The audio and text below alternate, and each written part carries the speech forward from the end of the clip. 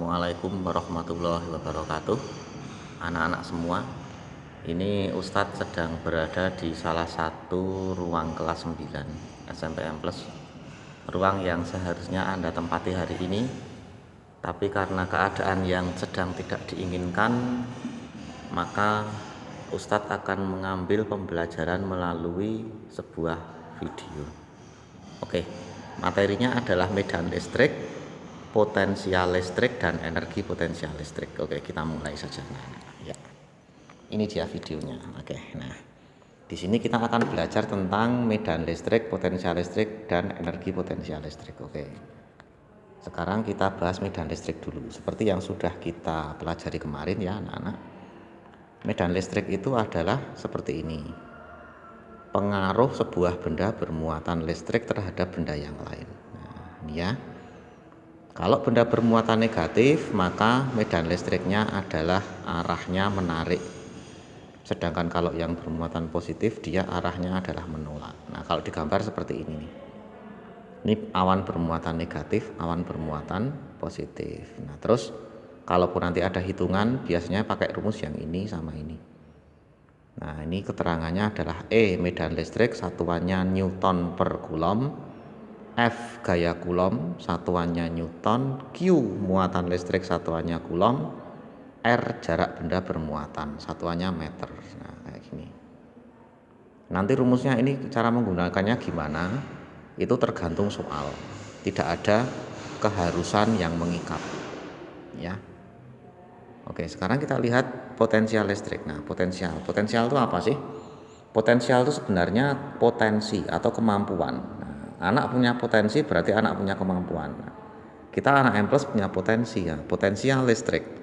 Kemampuan sebuah benda bermuatan untuk memindahkan sesama benda lain yang juga bermuatan listrik. Nah, ini. Jadi ini anggap saja awannya bermuatan listrik semua. Ada dua awan. Ini anggap saja bermuatan listrik semua, entah dia bermuatan apa, anggap saja nggak tahu. Tapi yang jelas ini bermuatan. Makanya apa? Awan ini itu punya efek memindahkan awan yang ini, sedangkan awan yang ini punya efek memindahkan awan yang ini. Makanya dampak dari potensial listrik itu terjadi gaya Coulomb maupun medan listrik. Nah, potensial listrik itu kan potensi besarnya kemampuan. Nah, pengaruhnya apa?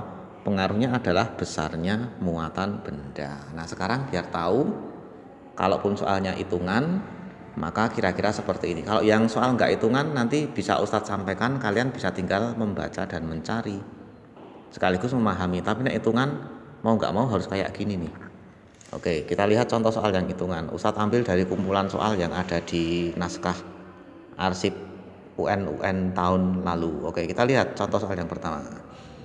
Dua buah awan A dan B masing-masing 8 MC mega Coulomb dan 10 MC. Nah, kalau kemarin tuh mikro, kalau yang ini mega. M besar tuh mega. Terpisah sejauh 1 km. Berapakah besar medan listrik? Yang pertama, awan A terhadap awan B, awan B terhadap awan A. Oke, kita jawab. Jangan lupa diketahui dulu. Biasakan diketahui ini setelah membaca soal sampai selesai. Muatan awan A itu 8 mega Coulomb, 8 juta Coulomb. Awan B 10 mega Coulomb, 10 juta Coulomb.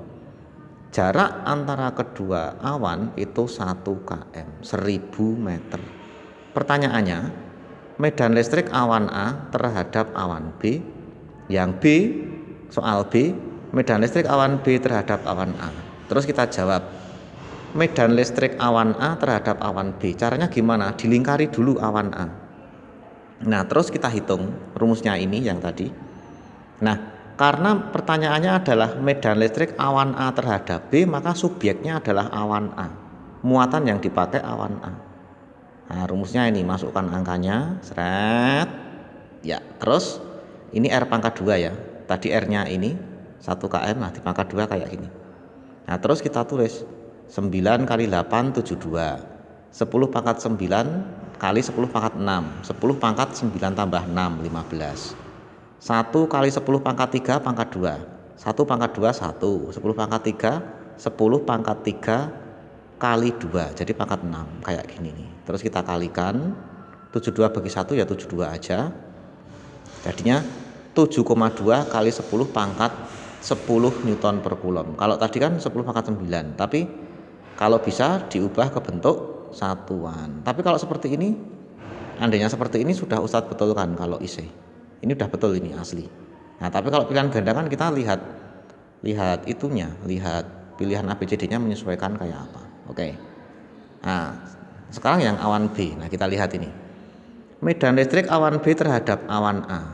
Kita tulis rumusnya ini. Nah, subjeknya apa sekarang? Subjeknya awan B. Maka yang kita kalikan di rumus ini adalah awan B. Nah, gini.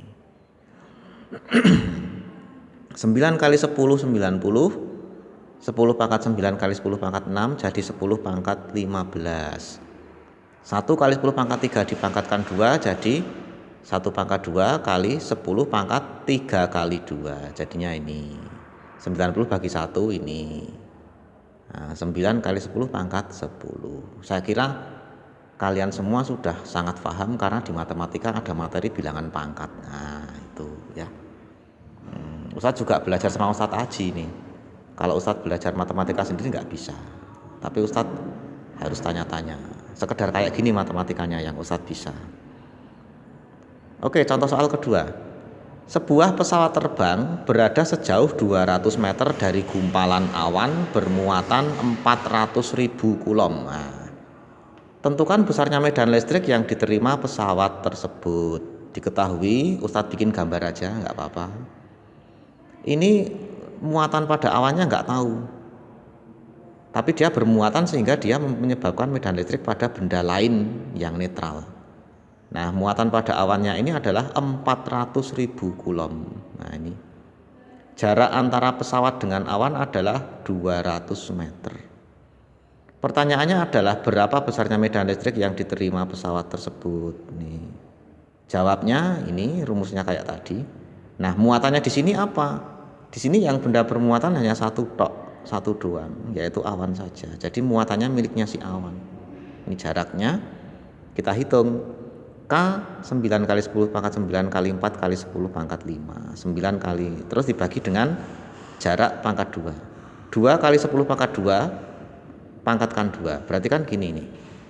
9 kali 4 36 kayak tadi, tambah-tambahan pangkatnya.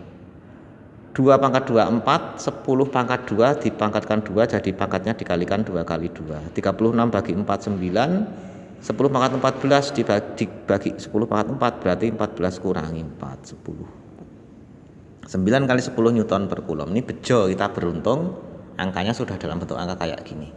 Oke, gitu ya anak-anak.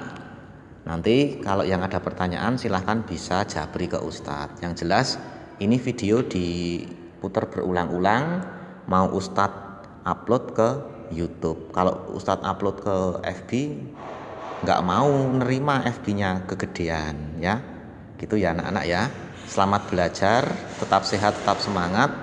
Jangan merasa lemah, jangan merasa jemu, jangan merasa lemes.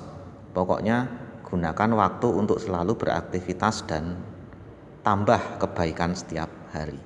Terima kasih, ada tutur kata yang kurang berkenan dari Ustadz, mohon maaf. Wabillahi taufiq wal hidayah. Wassalamualaikum warahmatullahi wabarakatuh.